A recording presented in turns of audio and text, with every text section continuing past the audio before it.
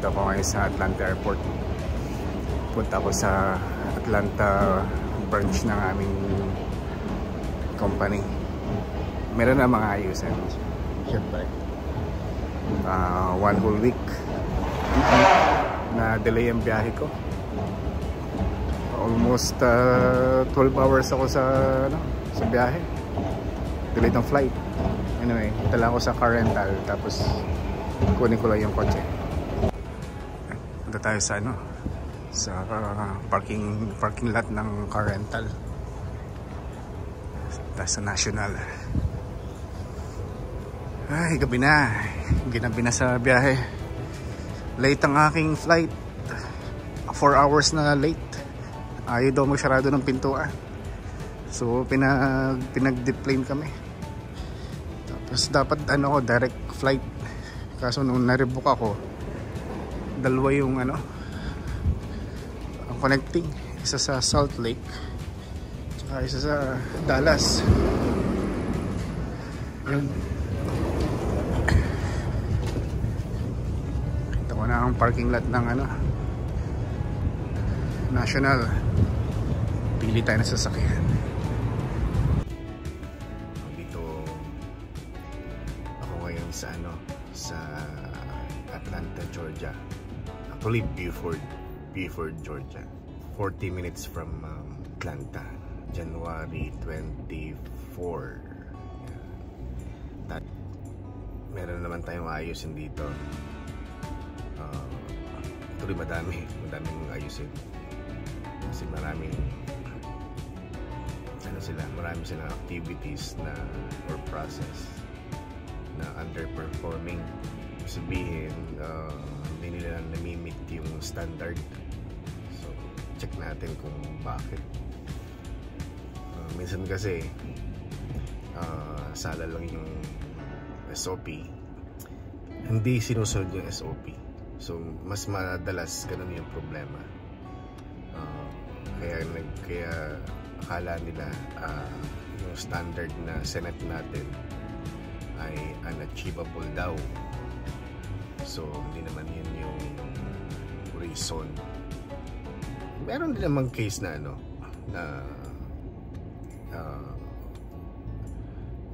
nababago yung standard or yung process, pero hindi lang kami na-update. Kasi minsan yung site meron silang binabago na step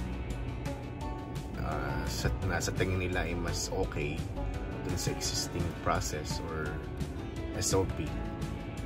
Okay naman yun. Ang problema lang, hindi nila kami na-inform, or yung mga engineers hindi kami na-inform na meron silang binabago, kaya yung standard or yung oras na given ay hindi na update. So meron ganun mga instances, pero most of the time ang nagiging problema is yung team member na gumagawa ng process, hindi siya nag-adhere dun sa work instructions or SOP. Yun. So ganun lang. So dumaan lang ako sa Starbucks kasi syempre breakfast. Then kasi pagpasok ko doon sa loob, minsan dire-diretso na yung trabaho. Kaya minsan nakakalimutan ko na kumain. Pero okay lang. May budget naman kami pagka nasa field. May budget kami. Kaya nasa saya amin na yun kung anong oras kami kakain, kung anong oras kami papasok. Pero ang most of the time pagka nasa work site kami, long hours ang trabaho kasi minsan lang kami makapunta sa site. Kaya sinusulit na namin para marami ring magawa kasi limited lang yung time namin sa site. Kagaya ngayon, yung Monday umalis ako, hindi ako nakapasok sa site kasi delay yung flight ko ng 4 na oras. Nakapagpakita na ako sa site the next day, Martes na. So kahapon pumasok ako from 9 AM to 9 to 9. So, tagal din. So, ngayon, alas 9. Pasok din ako ng alas 9. Malamang, ganun din. 9 to 9 ulit. Pero in between naman, pwede ka mag-break. Pero ako kasi, hindi na ako nag-break. Lunch lang ang break. Kasi, mas marami akong magagawa. Pag ganun. Tsaka minsan lang naman magbiyahe. Yun. So, kainin ko muna yung Starbucks. May update ko kayo. Ayun, lunch na. Nakalimutan ko na tanghalian. Alas 2 na din eh. Alas 2:30. Kakain muna.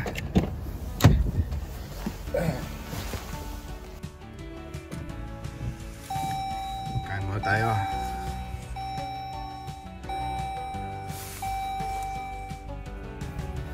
Ay, tapos na ating Miyerkules.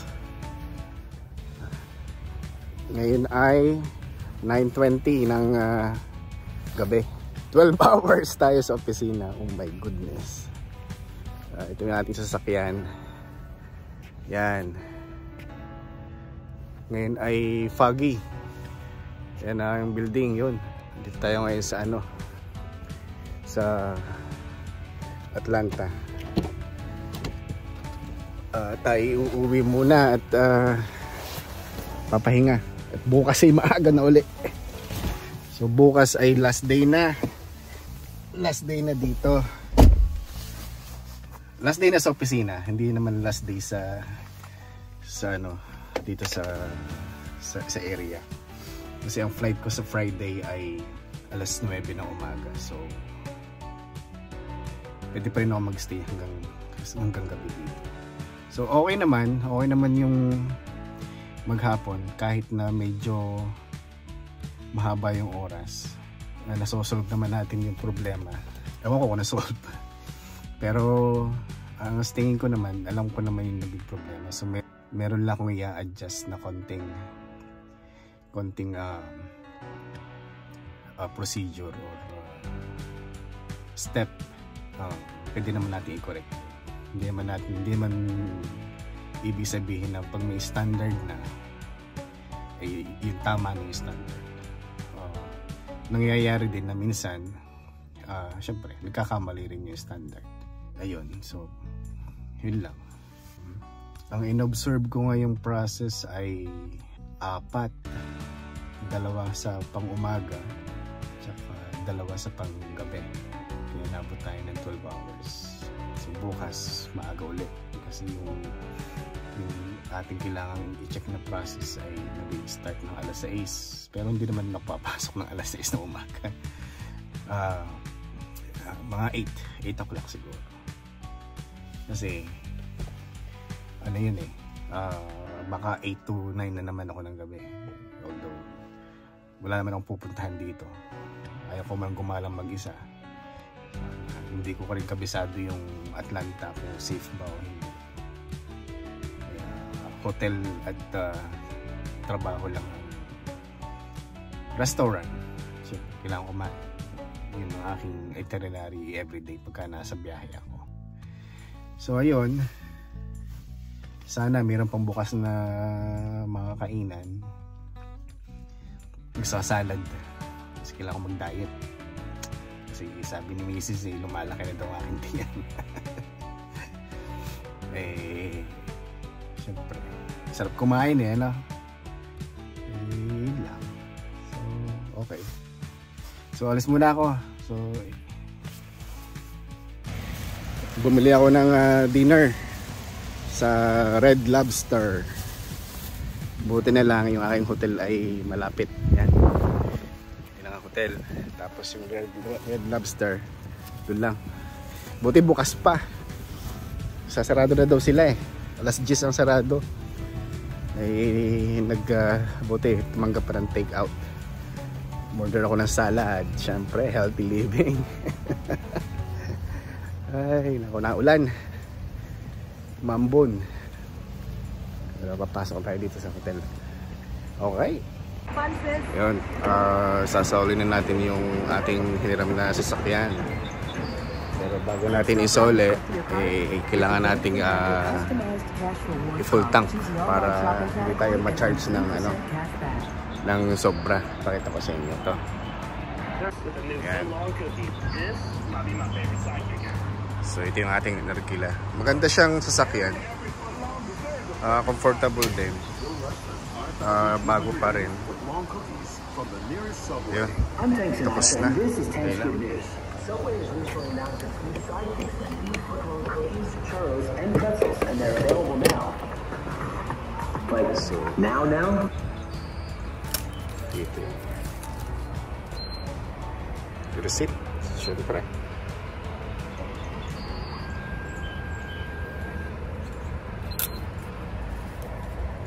Okay na. Okay. Diretso na tayo ulit sa airport para sa ulitong sasakyan. Nasuli na natin ng sasakyan. Punta na tayo ng sakay tayo na Skytrain. Punta tayo sa terminal. So ngayon nga pala Friday. Pauwi na tayo sa San Jose. Medyo maaga ako sa airport kasi dito daw sa Atlanta ay napaka-traffic. Ang flight ko ay 8:30. So mas maganda na yung mas maaga kayo sa late. Kaya maaga tayo ngayon dito. Harap tayo ng train. Dito na tayo sa terminal. Ito na. Makakauwi na tayo. Tayo pupunta sa security check-in. Ito yung airport. Malaki din. Oh.